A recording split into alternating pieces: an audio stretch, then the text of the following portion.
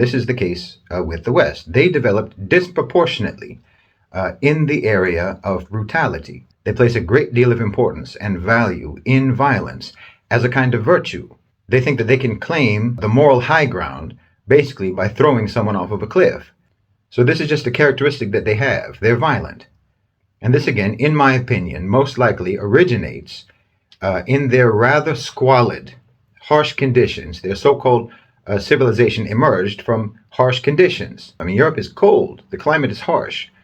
There's scarce natural resources. Historically, only about a quarter of the terrain in Europe was arable land. So these are people who were struggling to survive. They had to battle for resources.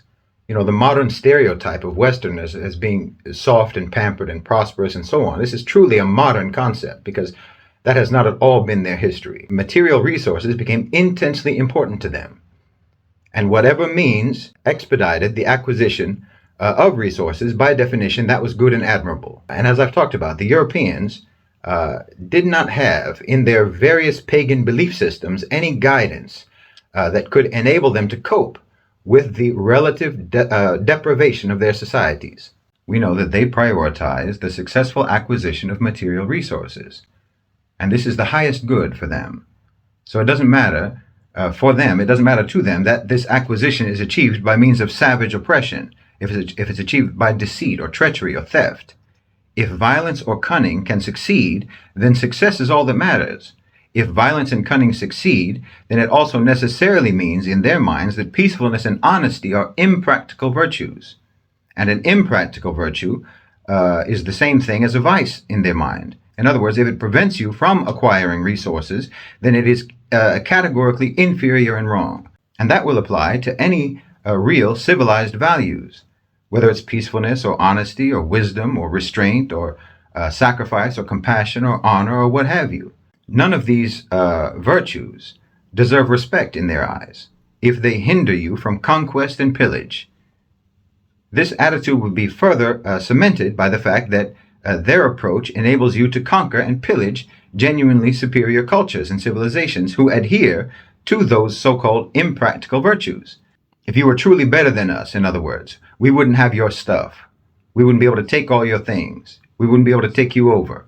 If your civilization was actually superior, then we wouldn't be able to conquer you. That's the thinking. That's the thinking and that's the message. Their message is, your civilization is undeveloped because we were able to conquer you. And because we were able to conquer you, we are superior. But don't worry, we're here to civilize you now. They have an actual disdain for any values, for any morals, for any principles that impede in any way material acquisition. You can translate material acquisition to, in modern parlance, to productivity. So anything that impedes so-called productivity is belittled or outright despised. Even if that is conscience, even if it's upholding trust, even if it's health, even if it's parenthood for that matter. They have to make you think that any other system of prioritization is archaic and obsolete and backwards, that is incompatible with so-called modernity.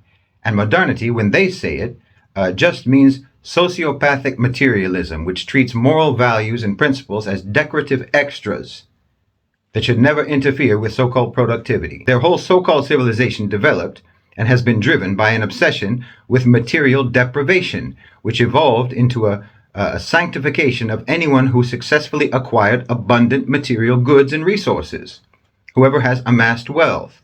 Those people are considered to be the most admired, the most respected, the most important, the most authoritative, the most honorable, the wisest people in society. And thus the whole system of society that they designed is designed to serve those people and to idolize them and glorify them and pay homage to them. From the time of the European warlords to the time of the European feudal lords to now and the lords of business and capital. That's why, for instance, their proof that an economy is healthy and successful is that the economy has produced X number of billionaires. Wealth is the basis of authority. That's how these people think. They want to ensure that everyone thinks that moral values and principles are negotiable and that ultimately they're disposable, because the only thing that ultimately matters is material success at any cost. It's a marauder mentality. If we abandon all of the traits and the characteristics of our civilization that make it superior, then we will become actually inferior, because we will have joined a game in which they already excel. the game of violence and ruthless materialism. It's like if an athlete of one sport agrees to compete with an athlete of another sport in that other athlete's sport. It's like if a golfer or a chess champion agrees to compete in a boxing match with a boxer. It's a rigged competition simply due to the incompatibility of the skill sets. And that's the case of the Muslims and people in the Global South generally, who have more mature, more evolved cultures and civilizations, if they agree to play the barbarian game of the West. This is a case of you accepting that the emperor's clothes are actually the most stylish and most luxurious clothes that you can wear. And so you agree to strip away everything that actually makes you elegant and dignified and protected from the elements, and you want to look like the emperor. And at the end of that game, it won't be that the emperor has no clothes. It will be that the emperor has your clothes, even if they don't fit him. And you'll be left there standing naked, like a fool. At which point, the emperor will tell you that you're a naked heathen, and he'll teach you how to dress. That's the game that they want us to play.